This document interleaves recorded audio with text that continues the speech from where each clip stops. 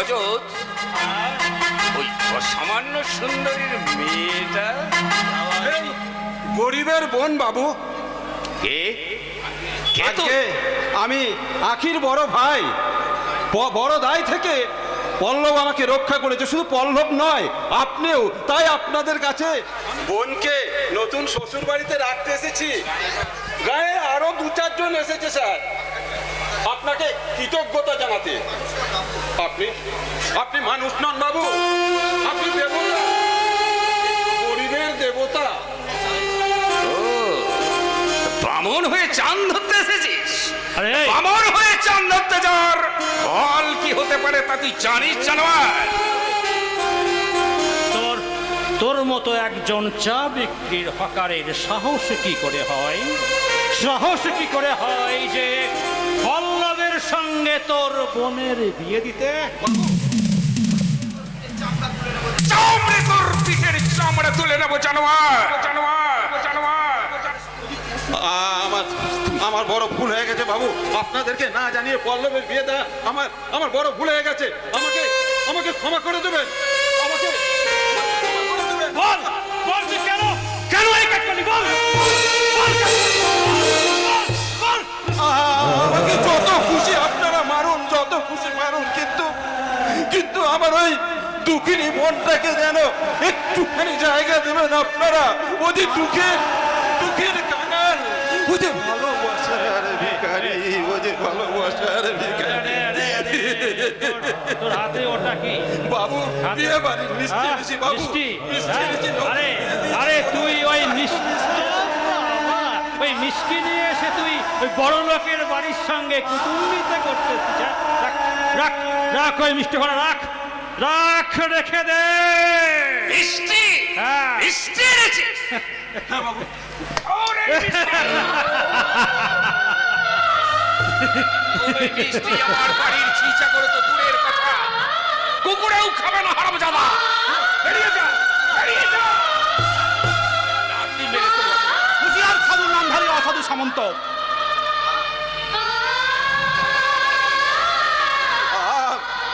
ওঠো উল্লাসদা, ওঠো। তেলে আর জলে যেমন মেশে না, তেমনি ধনী আর গরিবের মধ্যে আত্মীয়তা হয় না গো। হ্যাঁ, এই গুন্ডাটাই পল্লবের সঙ্গে ওই উল্লাসের বোনের বিয়ে দিয়েছে স্যার। এই গুন্ডাটা। এই কে?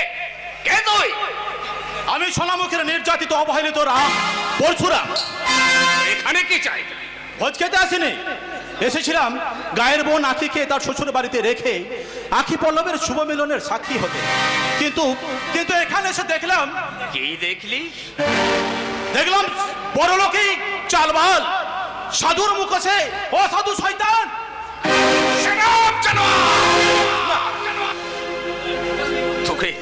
তোদের আমি দুজনকে পুলিশে দেবো। না বাবু না, আমাদের পুলিশে দেবেন না বাবু, না। আমরা গরিব হয়ে ধনীর সঙ্গে কোনোদিন আত্মীয়তা করতে আসবো না। কোনোদিন ধনীর সঙ্গে ভালোবাসার নিয়ে বাঁধতে আসবো না বাবু। কোনোদিন শুধু একটাই অনুরোধ, আপনি আমার মতো করে বাড়ি থেকে তাড়িয়ে দেবেন না। ওদের দুদিন করে বাড়ি থেকে তাড়িয়ে দিলে ওদের কেঁদে কেঁদে পাগল হয়ে যায়। তোমার চোখের জলে এই হৃদয়ের পাষাণ বলবে না গো।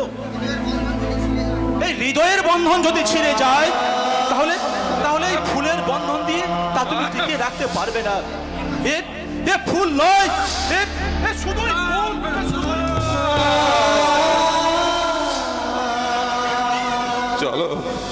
চলো পরশুরাম, চলো। নাইবা পেলাম আমি আখিকে দেখতে, নাইবা পেলাম আমি বোনকে আশীর্বাদ করতে। আমি শুধু দূর থেকে বোনকে আশীর্বাদ করে যাই। আমার বোনটা যেন স্বামী নিয়ে সুখে ঘর সংসার করে।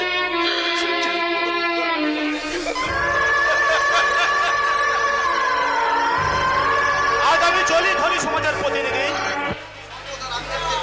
তবে যাবার আগে একটা কথা বলে যাই। আজ আজ সম্পত্তর আভিজাত্যের অহংকারে আজ যাকে আপনি লাথি মেরে কুকুরের মতো বাড়ি থেকে তাড়িয়ে দিলেন, একদিন ওই গরিব হকার উল্লাসের কাছেই আপনাকে কেঁদে কেঁদে বলতে হবে, তুমি মানুষ, তুমি শহীদ, তুমি সত্যের শিব। ছোট লোকটা আমাকে ভয় দেখিয়ে গেল। ও জানে না আমার নাম সাধু, আর আমার চালে আছে বিষাক্ত জাদু। আর আপনারা আমাকে চেনে না। ওরে, ওই সুন্দরী যৌবনবতী আখি মারাত্মক কাল ব্যাধি নিয়ে অতীতার পরিচয়ে এই গ্রাম থেকে উৎখাত হবে। এই সোনামুখী গ্রামের সব মানুষেরা ওর দিকে ইট পাথর ছুঁড়ে ছুঁড়ে তিলে তিলে মারবে আর বলবে অতীতা অতীতা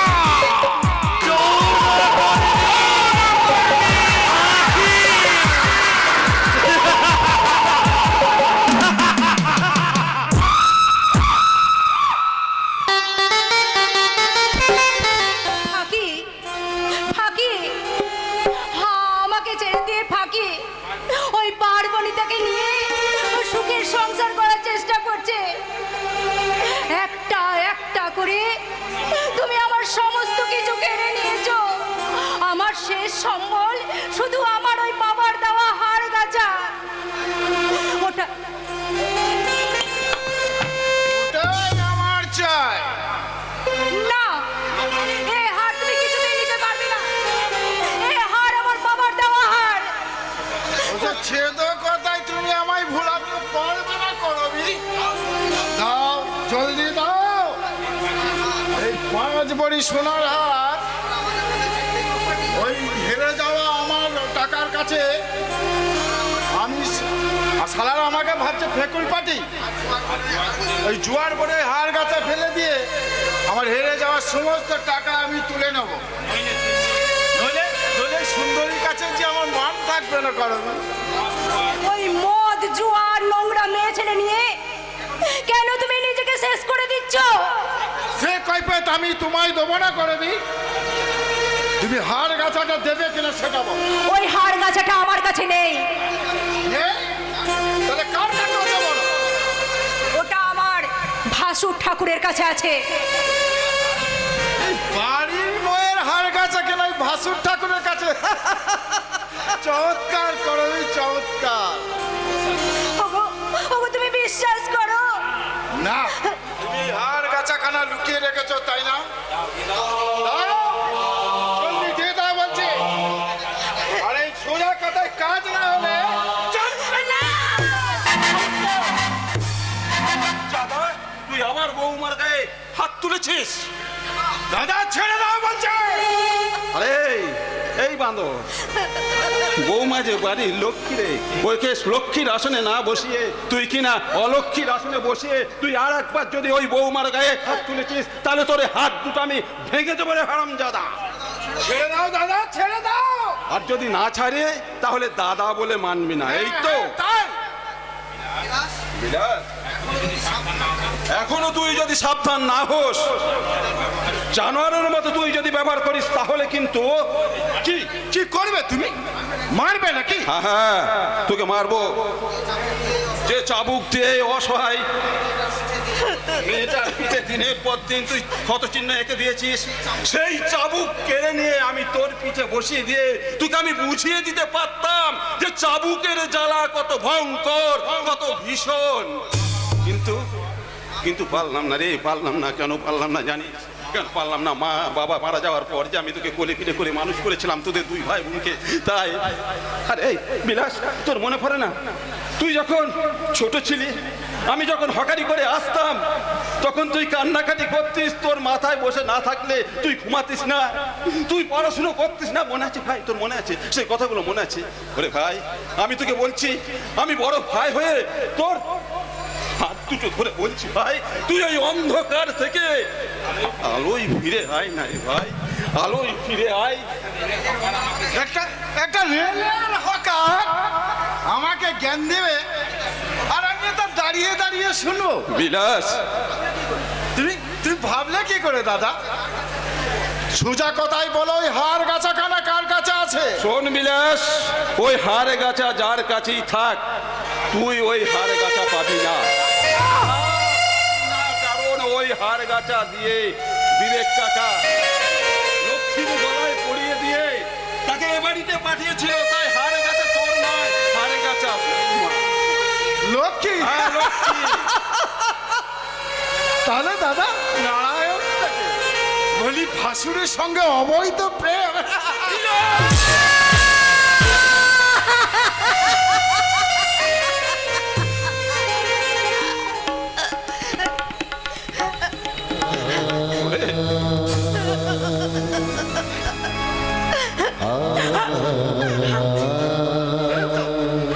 এই তো মালটা পেয়ে গেছে।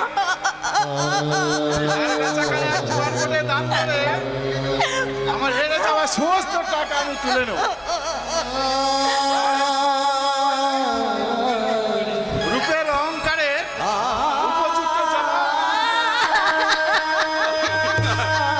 পারলাম না বৌমা, আমি পারলাম না। উঠে মুখ দিয়ে ওই পাপ কথাটা উচ্চারণ করেছিল, সেই মুখটা আমি ওর ভেঙে দিতে পারলাম না। কেন কেন কেন কেন জানো? আমি যে ওকে কোলে পিঠে করে মানুষ করেছি, তাই তো আমি পারলাম না। ওকে একটা করে দিয়ে ওর মুখটাকে ভেঙে দিতে আমি পারলাম না। ওরে ওরে হতভাগী, লাথি মারে, তাহলে বাপ কি পারে সেই শিশুকে লাথি মারতে?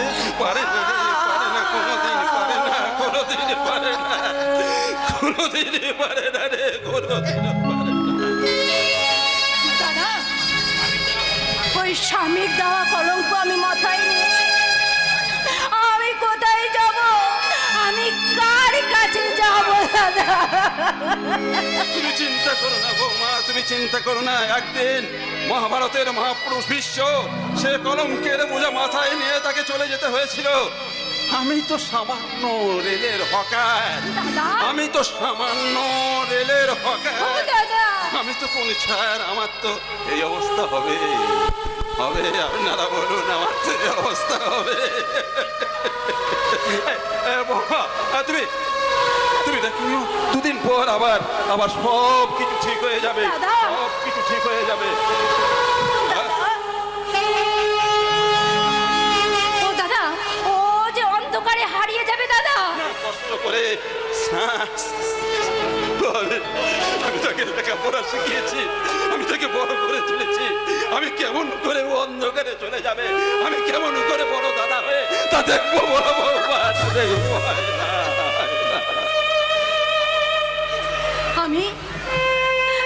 আমি বড় সাধনা করে আমি দেবতার মতো ভাসুর পেয়েছি, আমি দাদা পেয়েছি, কিন্তু কিন্তু এমনই আমার ভাগ্য মন্দ। আমি স্বামী পেলাম, কিন্তু সংসার ছাড়া। ভাই, ভাইয়ের কথায় আপনি কিছু মনে করবেন না দাদা। ও ও ও যতই আপনার মাথায় কলঙ্কের বোঝা চাপিয়ে দিক না কেন, আমি জানি আপনি আমার দাদা। কাউকে ভুলতে পারি না। ওরে বিলাস, তুই আমাকে আঘাতের উপর আঘাত দিয়ে ক্ষত বিক্ষত করে দিলেও আমি যে তোকে কোনোদিন ভুলতে পারবো না রে ভাই। আমি শুধু ঈশ্বরের কাছে আশীর্বাদ করি, তোরা দুজন মিলে যেন করে তোল একটা সুখের সংসার, সুখের স্বর্গ গড়ে তোল, সুখের স্বর্গ। সংসার যদি স্বর্গ হয়, তাহলে সেই স্বর্গ হতে তুমি আমায় বিদায় দাও দাদা। তুই বনছি আমার কেন রে? কি কেন অসময়ে তুই? ওরা আমাকে পাঠিয়ে দিয়েছে দাদা। বল। ওই ওই ওই বড়বাবু কি আর বলবো, ওই ৫০০টা মানুষ নয় গো, ওরা ওরা শুধু টাকায় চিনলো, মানুষ চিনলো না। আমি যে কিছুই বুঝতে পারছি না। বল না রাখি, বল কি হয়েছে? আমি দুঃখীর কথাও কিছু বুঝতে পারছি না, তোর কথাও কিছু বুঝতে পারছি না। বল না, বল বল বল বল কি হয়েছে? বল না, বল বল রে, বল বল। দাদা, আমার জীবন আকাশে নেমে এসেছে। আর এই বৌদিমণির রক্ত পরীক্ষায় ধরা পড়েছে ওই কালবেদী রোগে।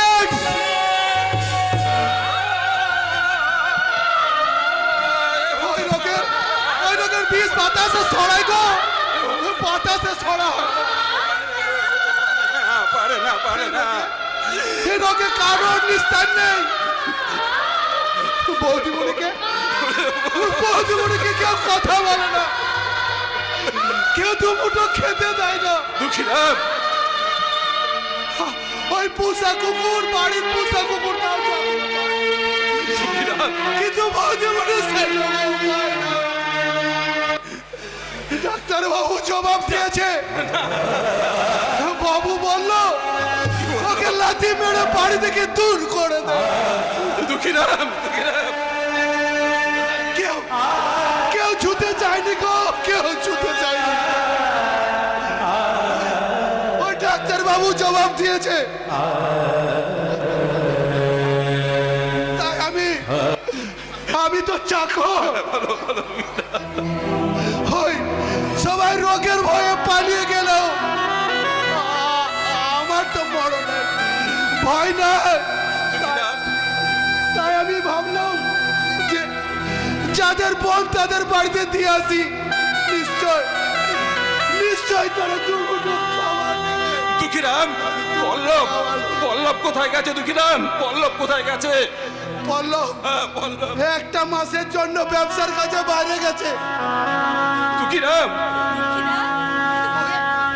ওই এক মাস দিদিমণিকে খালের ব্যাগ খালে রেখে খোঁচা দিচ্ছে। সমস্ত অত্যাচার মুখ বন্ধ করে সহ্য করছে। আমি চাকর, তাই চোখে দেখে প্রতিবাদ করতে পারিনি।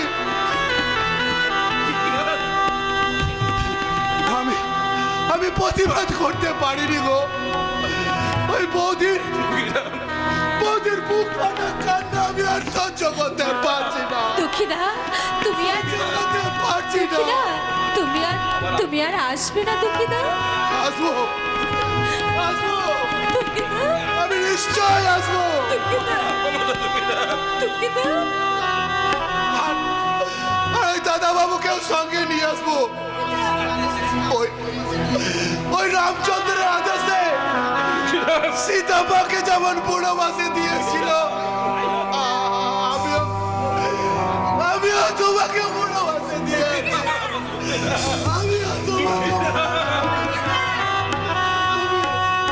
তুমি আমাকে ক্ষমা করো বন্ধু, তুমি আমাকে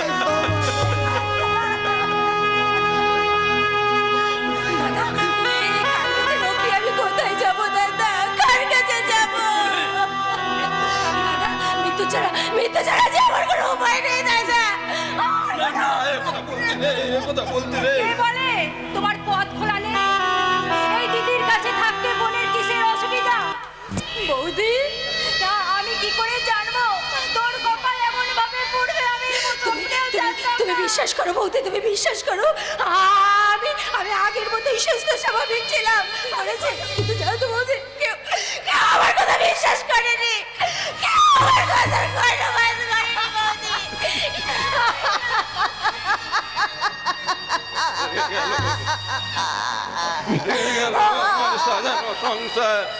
আমার সাজানো সংসার এইভাবে ভেঙে গেল, এইভাবে চলে গেল আমার বোনের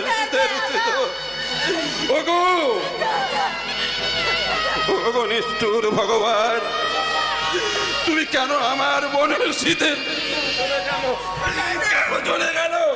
ওগো নিষ্ঠুর ভগবান, তুমি উত্তরে দাও। ভেঙে যাবে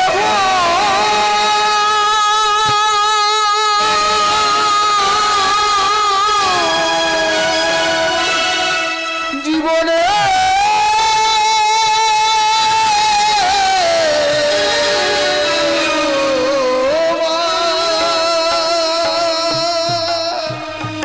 ভেঙে যাবে জীবনে সঙ্গ হবে বলিবে না তো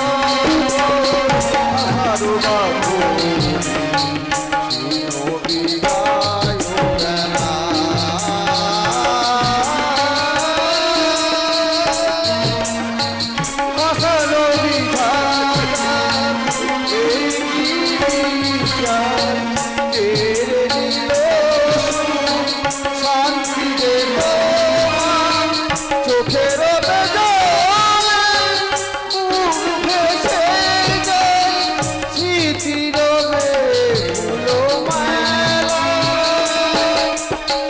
বলিবি না তবে আশার গাগুলি বিদায় বেলা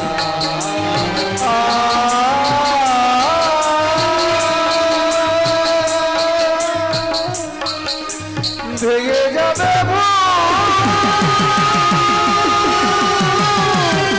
জীবনে তোমার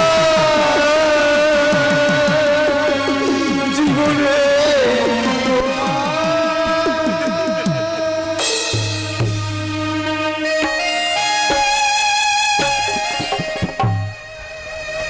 আরে বোচা বাবু আরে বাবা রে, ওই কালো হরিণ চোখ, মিষ্টি হাসি, দুষ্টু ইশারা ভোলা যায় না রে, ভোলা যায় না বোচা।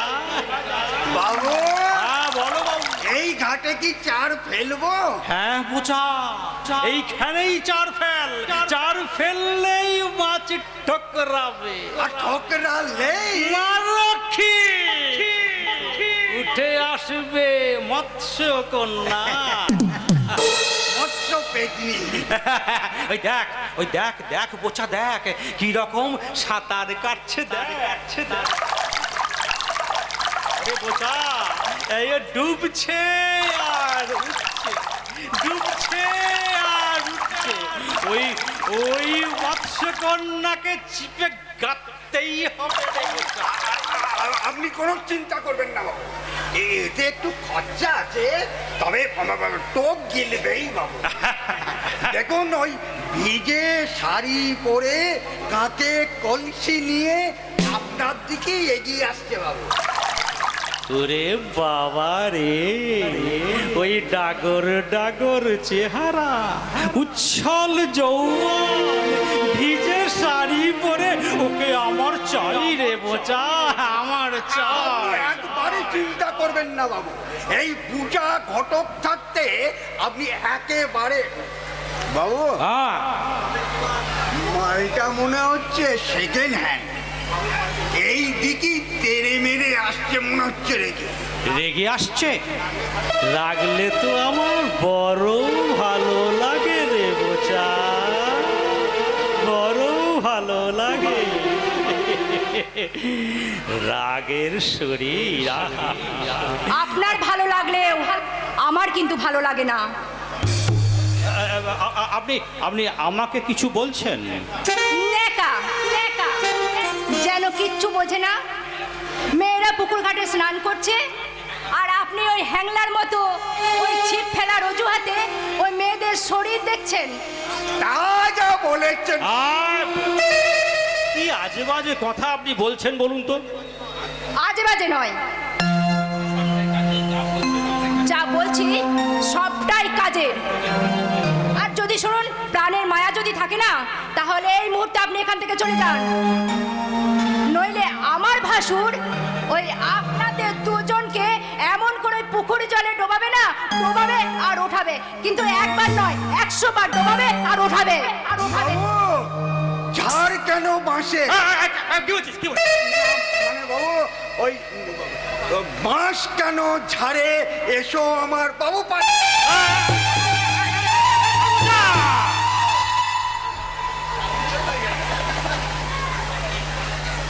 আপনার নামটা জানতে পারি? না না মানে আপনার স্বামীর নামটা কি? আপনার বিলাস মণ্ডল। ও আই সি, বিলাস তুই? এ, কি বলছিস বলতো, তোকে আমি চিনতে পারবো না? সেই ছোটবেলাকার বন্ধু, কত আমরা একসঙ্গে খেলাধুলা করেছি। হ্যাঁ বেশ, বল কেমন আছিস বল। ভালো নেই রে, এই রোজ কড়াগায়ে পড়ে থেকে জীবনটা একদম স্পয়েল হয়ে গেল। শোন শোন বিলাস, আমার সঙ্গে তোর দেখা যখন আবার হয়েছে, তোর কোনো চিন্তা নেই, তোর লাইফ আমি স্পয়েল হতে দেব না, দেব না, দেব না। বলছিলাম যে এই এই মেয়েটি কে রে বেটি? ও ও আমার স্ত্রী করবি, আই সি। ইনি আমার বন্ধু রজত রায়। আমি আগেই সে পরিচয় পেয়েছি। কলকাতায় ওনার বিরাট কারবার, বাড়ি গাড়ি কোনো কিছুরই অভাব নেই। শোন শোন রজত, আমার কলকাতায় আমার ওই সঞ্চয়নী সেভিংস অ্যান্ড ইনভেস্টমেন্ট কোম্পানিতে একটা ম্যানেজারের পোস্টের জন্য আমি ভাবছি রিক্রুটমেন্ট করব। এখন যদি তুই রাজি থাকিস। আমি রাজি আছি রজত। ওয়েল, চাকরিটা জানিস আমার ভীষণ প্রয়োজন। আমি চাই জীবনটাকে উপভোগ করতে, আমি চাই প্রভাব প্রতিপত্তি, টাকা টাকা অনেক অনেক টাকা। Good good. তাহলে শোন, তুই দেরি না করে যত তাড়াতাড়ি সম্ভব তুই কলকাতায় চলে আয়। ওই ম্যানেজারের পোস্টটা তোর জন্য খালিই থাকবে। করবি করবি করবি, তুমি শুনলে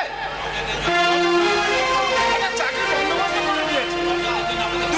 তুমি যাও না, রজতের জন্য একটু জল খাবারের বন্দোবস্ত করো। যাচ্ছি, তবে সজ্জন উপকারী বন্ধু, ওই যাকে তুমি ঘরে ঢোকাতে চাইছো না, সে কতটা বন্ধু আর কতটা শত্রু সেটা যদি তুমি বিশ্বাস করতে পারতে, তাহলে তোমার খুব উপকারী হতো। আর শোনো, এই ভুলের জন্য তোমাকে কিন্তু অনেক অনেক পস্তাতে হবে, এটা তুমি মনে রেখো। ওর কথাই তুই কিছু মনে করিস না ভাই রজত। ভাই গ্রামের অশিক্ষিত মেয়ে তো, এ হাই সোসাইটির আদব কায়দব কিছুই জানে না। জানতে হবে রজত, সব জানতে হবে। তুই যখন ওই আমার মতো একটা বড় কোম্পানির ম্যানেজার হয়ে থাকবি, তখন সেখানে ওই আদব কায়দা সব জানতে হবে।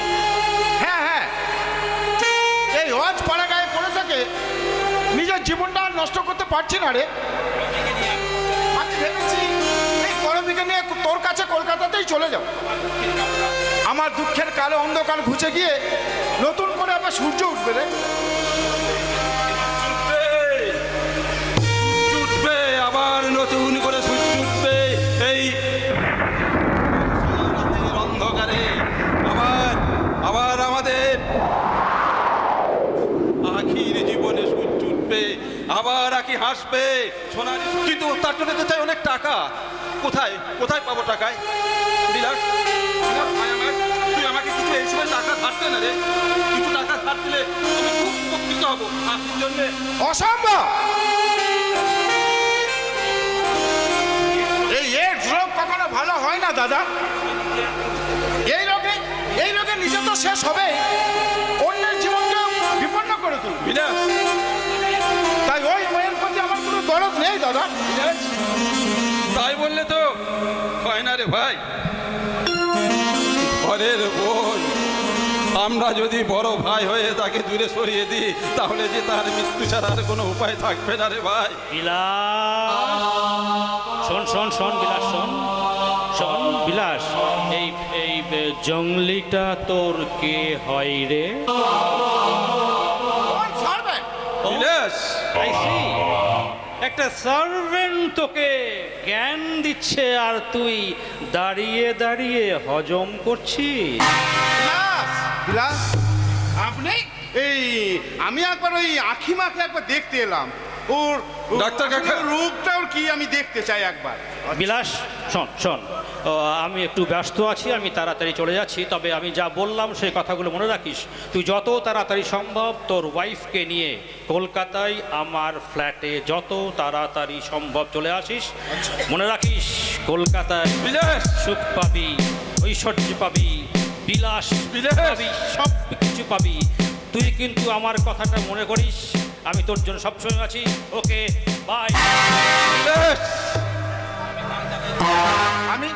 আমি কালই কলকাতায় চলে যাচ্ছি দাদা। রজত আমাকে একটা ভালো চাকরির অফার দিয়েছে। আমার নিজের তো একটা ভবিষ্যৎ আছে। বিলাস মন্ডলে এতখানি নির্বাদ নয় যে বউকে এই গ্রামে রেখে দিয়ে নিচে শহরে চলে যাবে। আর এই ভাই, এটাই কি তোর শেষ কথা? হ্যাঁ হ্যাঁ, এটাই আমার শেষ কথা। করবি, আশা করি এরপর তুমি আমায় এতটুকু বিরক্ত করবে না। বাহ করবি, বাহ, বাহ রে পৃথিবী বাহ।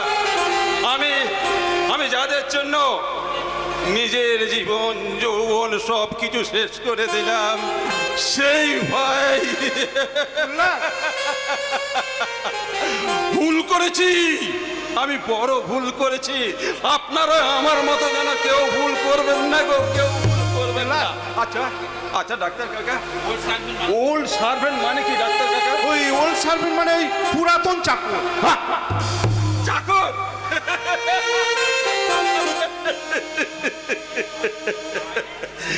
বিয়ে পাশ করা ভাই আমার পরিচয়টা খুব ভালো দিয়েছে।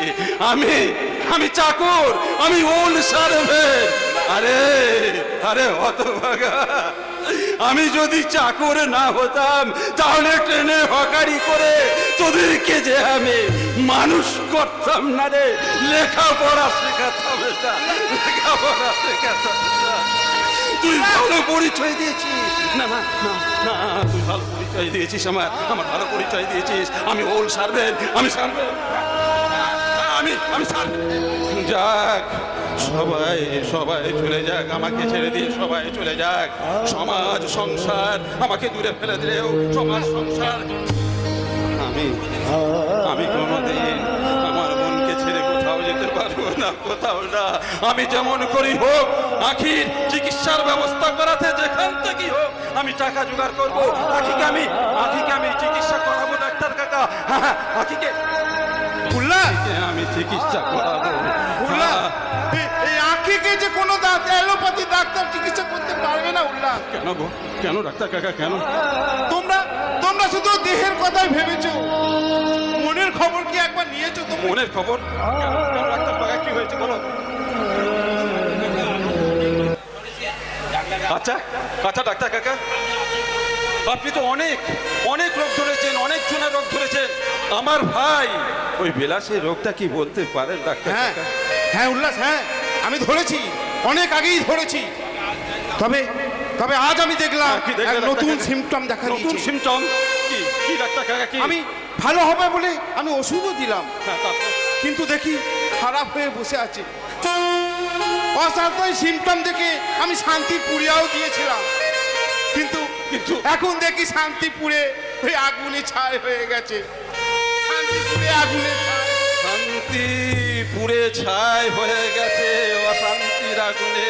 বিবেক কাকা কথাটা ঠিকই বলেছে, কারণ ছোট ভাই যাকে আমি কোলে পিঠে করে মানুষ করে লেখাপড়া শেখালাম, সে আমার পরিচয় দেয় আমি কিনা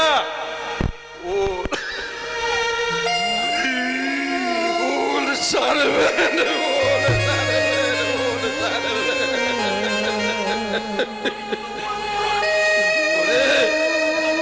ওরে বিলাস, তুই আমাকে যত পারিস আঘাত দে, যত পারিস কটু কথা বল, আমার দুঃখ নেই রে, আমার দুঃখ নেই। আমি তোদেরকে কোনোদিন ত্যাগ করতে পারবো না। যেমন করে হোক ওই পাষাণ দেবতার আসন তলিয়ে দিয়ে আমি আমার বোনকে ভালো করে তুলবো।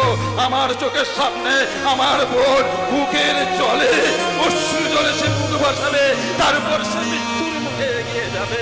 তা আমি কিছুতেই হতে দেব না, আমি যে সহ্য করতে পারবো না, কিছুতেই সহ্য করতে পারবো না, কিছুতেই না, কিছুতেই না।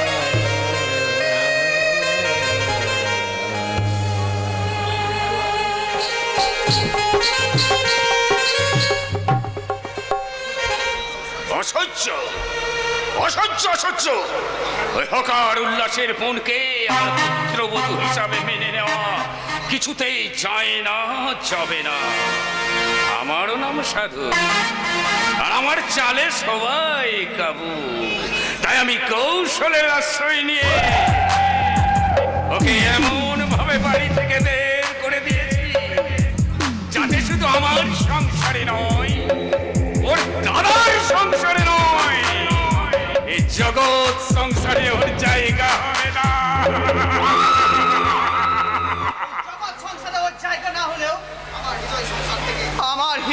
সংসার থেকেও আখিকে কেউ সরাতে পারবে না বাবা। এ কি বললো? তুমি ফিরে এসেছো? হ্যাঁ, শহর থেকে ফিরে এসে জানতে পারলাম আখিকে অপমান অত্যাচারে জর্জরিত করে তোমরা বাড়ি থেকে বের করে দিয়েছো। মিথ্যে, যাহা মিথ্যে বললো।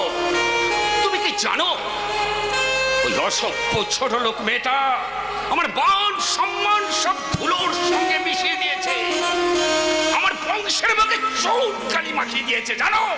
বাবা, বদনাম চুনখালি দেওয়ার মেয়ে আমার আখি নয়। এই আখি বাতাসের দোলায় ভাসে, দুঃখের পাথর বুকে আঁকড়ে হাসে, সূর্যের প্রখর তাপের মতো অত্যাচার পিঠ পেতে সহ্য করে, তবু পিতৃতুল্য শ্বশুরকে কখনো অপমান করে না বাবা। বললো তুমি বোধহয় জানো না ওই মেয়েটা দুরারোগ্য এইডস আক্রান্ত। না, হ্যাঁ, যৌন কর্মী আর বলিতা। আমি বিশ্বাস করি না, আমি বিশ্বাস করি না। আরে এটা আমার কথা নয় বাবা, এটা আমার কথা নয়। ওই কলকাতা নাম করা ডাক্তারের রক্তের রিপোর্ট। HIV positive. হ্যাঁ, তবে তোমার কোনো চিন্তা নেই পল্লব, আমি আবার তোমার বিয়ে দেব ওই যে আমার বন্ধু রাজানের একমাত্র মেয়ের সঙ্গে। বাবা, এই একটা ছাগলকে তুমি কতবার কাটবে বাবা? মনে রেখো, এই অঞ্চল প্রধান সাধু সামন্ত সে অবাধ্য সন্তানকে কিভাবে সাহায্য করতে হয় সেটা সে জানে। সন্তানকে সাহায্য করার আগে তুমি তোমার নিজের বিবেকটাকে শোধন করো বাবা। এই শোধন করে তুমি গৃহলক্ষ্মীর বোধন করো বাবা। কোথায় যাচ্ছ তুমি? আমি আখির কাছে যাব। ওই এইডস আক্রান্ত মেয়েটার কাছে তোমার যাওয়া হবে না বললাম। আমি তাকে এই বাড়ি সংসার থেকে এইডস হয়েছে বলে দূর করে তাড়িয়ে দিয়ে। তাহলে শুধু আখিকে নয়, আপনি আমাকেও শুধু ত্যাগ করুন বাবা। আমি স্বেচ্ছায় আপনার এই ঐশ্বর্য কথা ছেড়ে ওই সুখের পণ্য কুটিরে চলে যাব। তুমি কি জানো বললো এইডস কত ভয়ঙ্কর, কত ভীষণ সংক্রমণ? বাবা, আখিকে আমি ভালোবাসি বাবা। আর সেই স্বামীর অধিকার প্রতিষ্ঠিত করতে, আখির স্মৃতি পরিমাণ করতে আমি আখির হাত ধরে বেরিয়ে পড়বো রাস্তায় রাস্তায়। তবু ওই মৃত্যুর ভয়ে আমার প্রেমের কুসুম আখিকে আমি অর্থের অহমিকাতে আমি নিজেকে ভাসিয়ে দিতে পারবো না বাবা। বললো তুমি আমার কথার অবাধ্য হইও না, তাহলে ফল কিন্তু ভালো হবে না। বললো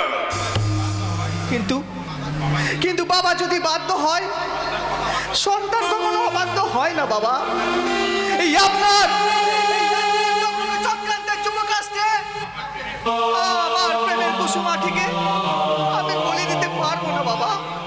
তাই এই অমার্জনীয় অপরাধের জন্য তুমি বাবা হয়ে নয়, তুমি মানুষ হয়ে আমাকে ক্ষমা করো বাবা। তুমি মানুষ হয়ে আমাকে ক্ষমা করো।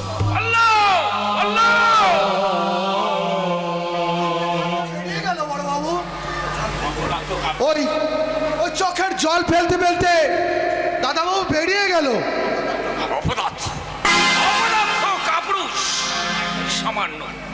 সামান্য একটা মেয়ের জন্য আজকের পুরুষ কাঁদে, সেটা অপরাধ, সেটা কাপুরুষ।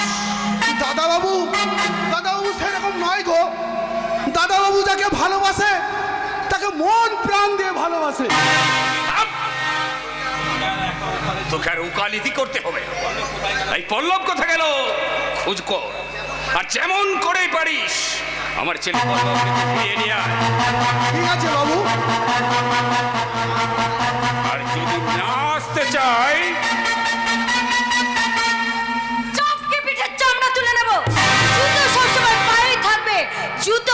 কোনো সময় মাথায় উঠবে না।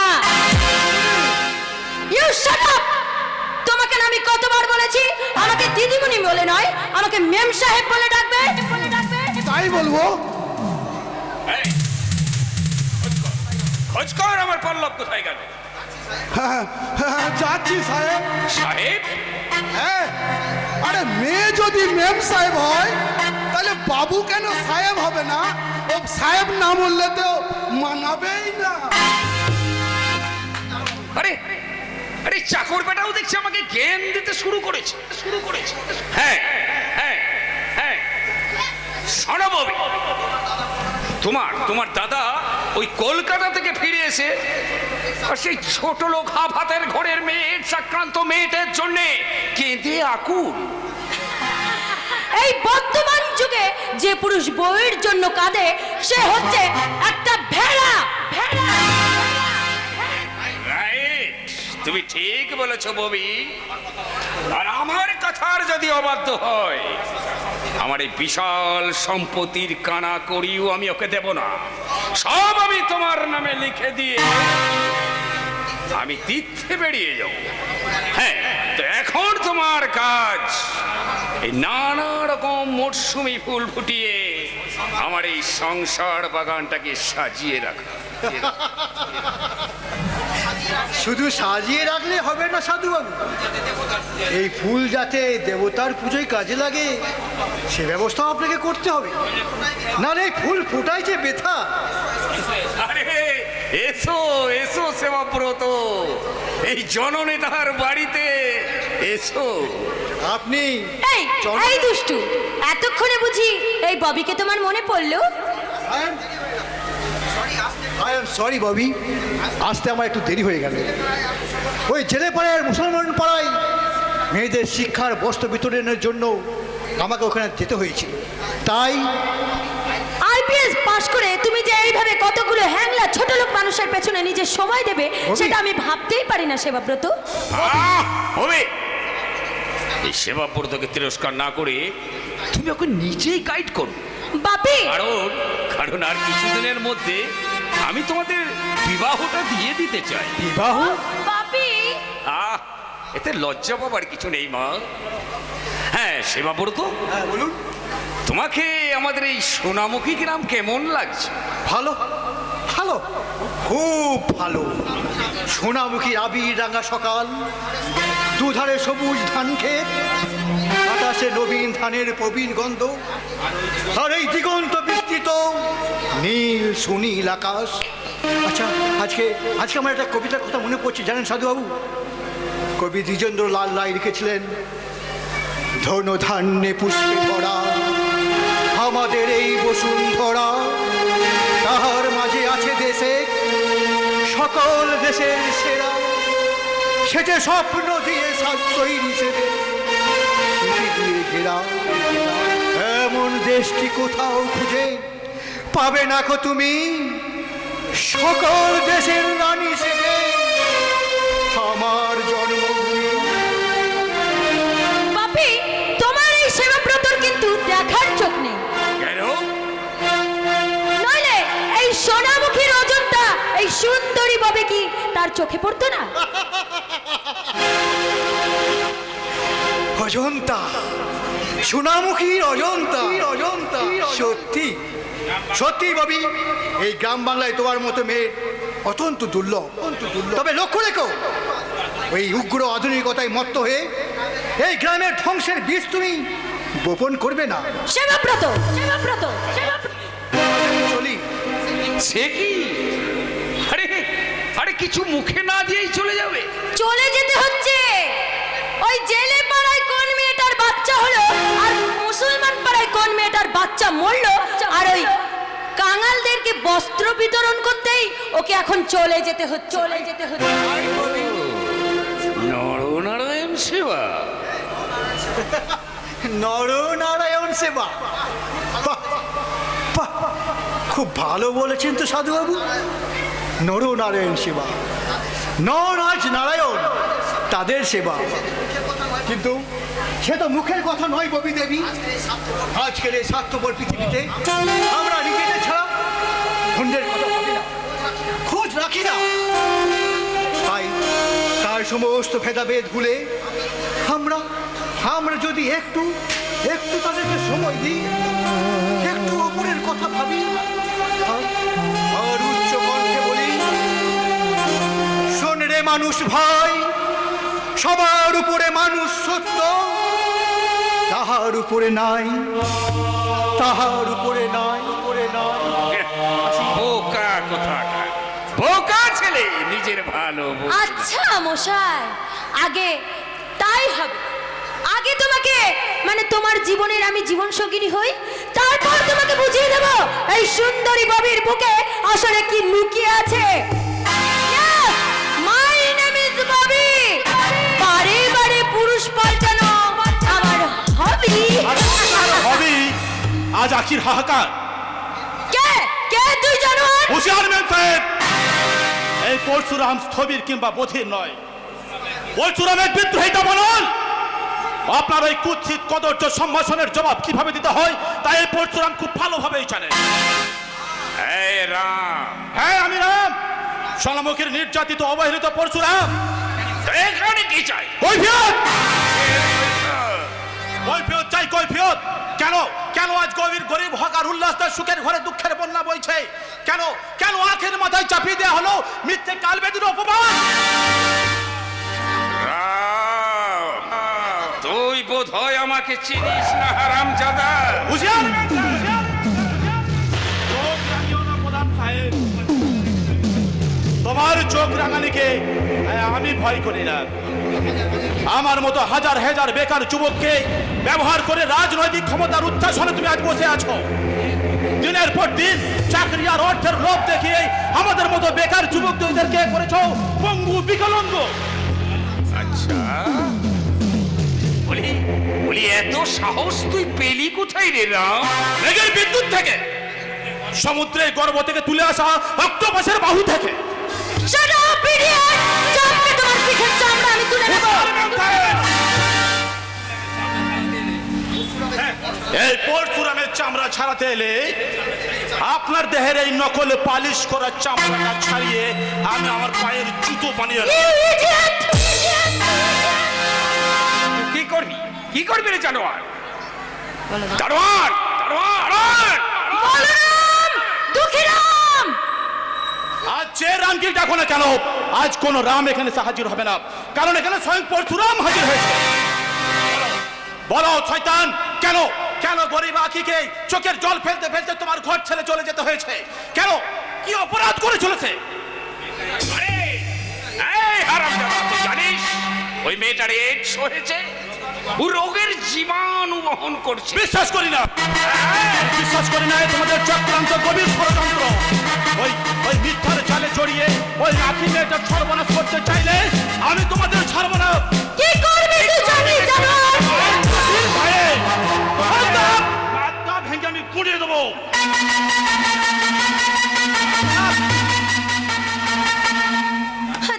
দারোগা সাহেব, দারোগা সাহেব! ডাকাত, ডাকাত! আপনি এই ডাকাতের হাত থেকে আমাদের বাঁচান দারোগা সাহেব। স্যার, স্যার দেখুন এই সম্ভ্রান্ত পরিবারে এই প্রকাশ্য দিবালোকে কিরকম ও হাজির হয়েছে, একে ধরুন স্যার। হাত তোলো, হাত তোলো। ভদ্রলোকের বাড়িতে ঢুকে দিনে দুপুরে ডাকাত করতে এসেছো হারামজাদা? হ্যান্ডকাপ লাগাও। দারোগা সাহেব, এই শয়তানটা ভর দুপুরে আমাদের বাড়ি ঢুকে আমার অনেক বড় সর্বনাশ করে দিয়েছে। না না, সেই অপমানের কথা আমি কিছুতেই নিজের মুখে বলতে পারছি না, বলতে পারবো না, পারবো না, পারবো না, পারবো না। ঠিক আছে, আর কিচ্ছু বলতে হবে না। কনস্টেবল, এই হারামজাদা যেন 10 বছর আগে জামিন না পায়। আমার 50,000 টাকা স্যার, ছিনতাই কুড়ি করেছে। ভরি সোনা, সোনা, সোনা। কিচ্ছু বলতে হবে না। কেসটাকে আমি এমন ভাবে গুছিয়ে লিখবো যে প্যাটাকে একবারে লেজে গোবরে করে ছাড়বো। চল চল সোনা বাচ্চা, চল। আজ আমি রাজি শান্ত। আইন যখন তোমার হাতে, জেল আমার হবে। তবে জেল থেকে বেরিয়ে তোমার সঙ্গে ফির আমার মুলাকাত হবে। সেদিন কিন্তু আমি খালি হাতে যাব না। আজকের এই সমস্ত প্রশ্নের উত্তর সেদিন আমি গলায় আদায় করে নেবো। কথাটা মনে রাখবেন। বন্দি বন্দি কলির পরশুরাম। বন্দি কলির পরশুরাম। আমার নাম সাধু, আমার চালের সবাই কাবু। অনেক অনেক দূর এগিয়ে এসেছিলে তুমি, তাই তুমি চাও এই সাধু সম্বন্ধে রাজপ্রাসাদে আগুন লাগিয়ে ছোট লোকদের নেতা হতে। তাই আমি তোমাকে কৌশলের আশ্রয় করে জেলে পাঠিয়ে দিলাম। এমনি ভাবে যে আমার সামনে মাথা তুলে দাঁড়াতে চাবে তাকে চিরদিনের মতো